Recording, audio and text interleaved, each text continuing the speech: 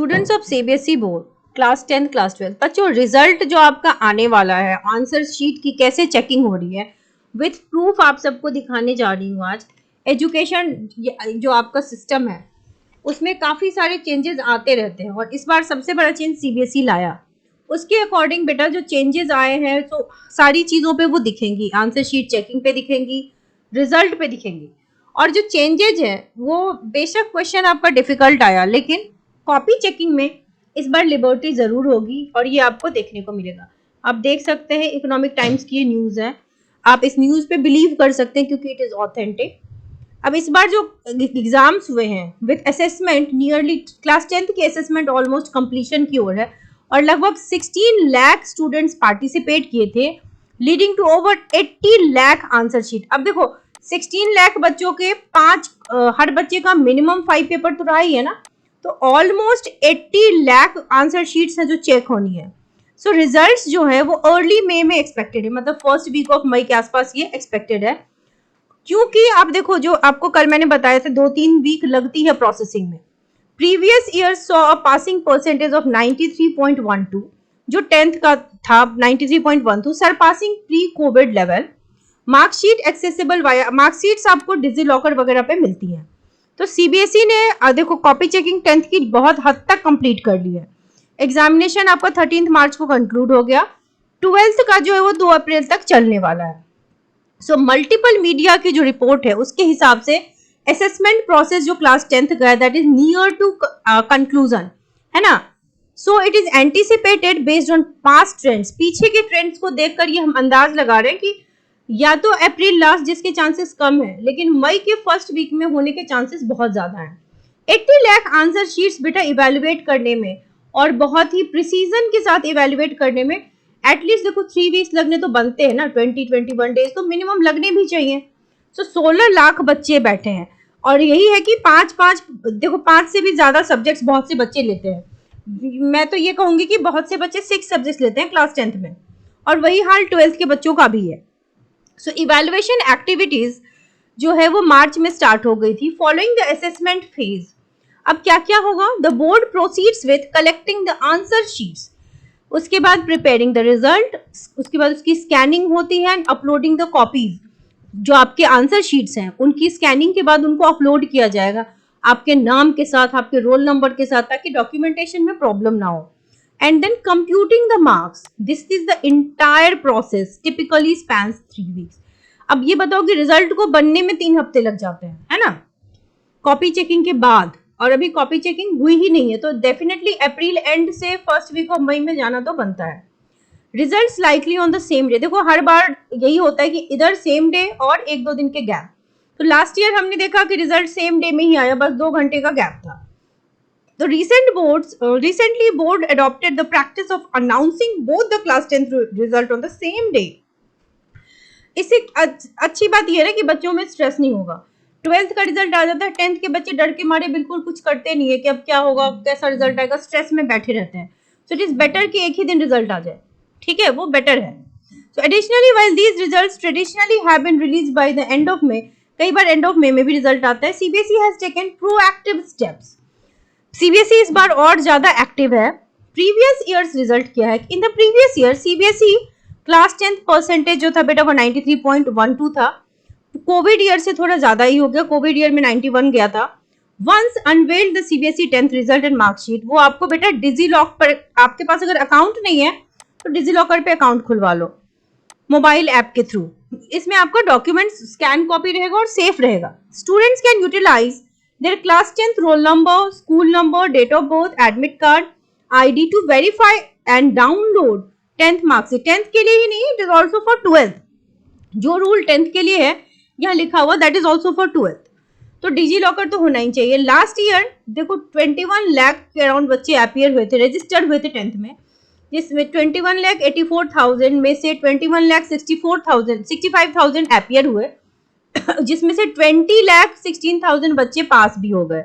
और ये देखो लगभग 44,000 से भी ज्यादा बच्चों के 95+ है। सो बेटा आपने अगर एफर्ट्स डाले हैं तो that effort is definitely appreciated.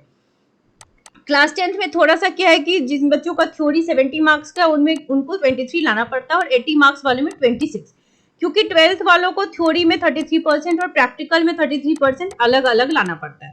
Practical में कोई टेंशन नहीं है, बच्चे ले ही आते हैं। 10th वालों आपके लिए क्या है कि थ्योरी प्लस प्रैक्टिकल मिला के 33% है। प्रैक्टिकल में बेटा 20 में 18 तो मिल ही जाता है तो इधर आप 13 to 15 भी ले आते हो तो आप पास हो, सो डरो नहीं। ये देखो, ये सीबीएसई की अपनी मॉडरेशन पॉलिसी है। कई सब्जेक्ट्स के लिए बच्चे पूछते हैं 10th वाले या 12th वाले की लगेगी या नहीं, तो बेटा खुद ही देख लो, सीबीएसई के साइट पे है ये मॉडरेशन पॉलिसी जो कहती है कि it compensates the student for difficulties experience in solving the questions, misinterpretations, ambiguity and questions and error, compensates the vagaries and brings uniformity. Uniform अगर नहीं है चीजें तो उसको यूनिफॉर्म करने का ये तरीका है। ब्रिंग्स पैरिटी, तो सेट डिफिकल्ट हो, सिलेबस से बाहर का क्वेश्चन हो, तो इस तरीके से देखो मॉडरेशन के मार्क्स मिले हैं।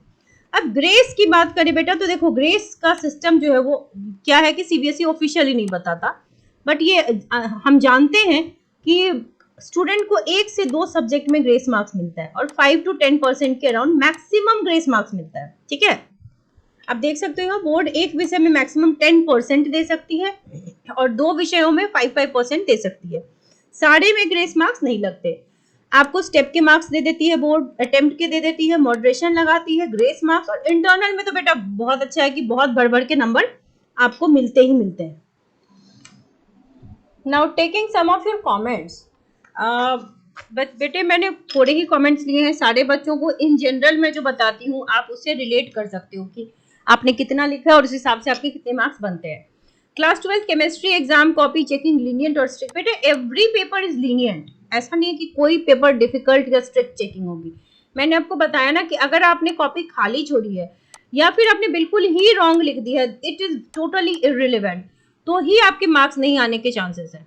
ठीक है मैम, अगर पेपर पूरा गलत है लेकिन फिर भी ऑल क्वेश्चंस अटेम्प्ट किया तो examiner can pass you, but that really depends, इसमें श्योरिटी नहीं है बेटा, क्योंकि अगर पूरा ही गलत है तो टीचर अगर गलत होने का भी एक ये होता है ना बेटा कि अगर आपने आंसर में थोड़ा भी रेलेवेंस है ना, गलत है लेकिन रेलेवेंट है या कुछ स्टेप्स सही है, तो वहां पर टीचर आपको नंबर दे देगा। लेकिन अगर आपने अटेम्प्ट जो लिए है वो बिल्कुल एब्सर्ड है तो फिर टीचर को मार्क्स देने में दिक्कत तो होती है।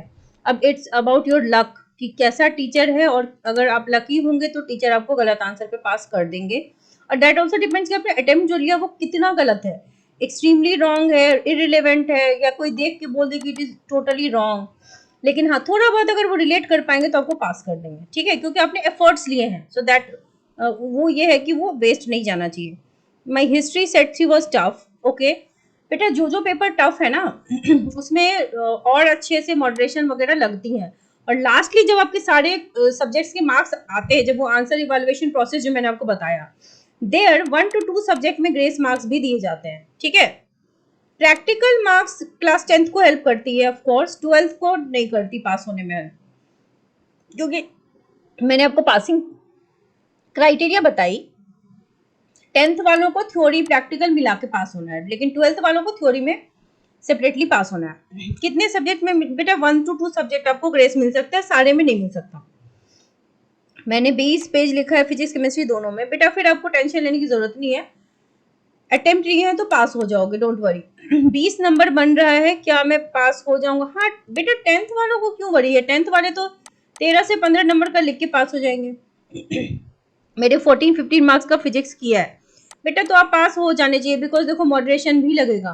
ठीक है, इसके अलावा लीनियंट चेकिंग भी होगी, एंड यस आपने अटेम्प्ट लिया होगा तो अटेम्प्ट, क्योंकि अटेम्प्ट लोगे तभी तो टीचर को एक स्लॉट मिलता है आपको पास करने का, कुछ लिखा होगा तो। सो डोंट वरी, 14-15 मार्क्स का लिखा है तो लीनियंसी इतनी अच्छी है कि आपको पास कर दिया जाएगा। So stay positive.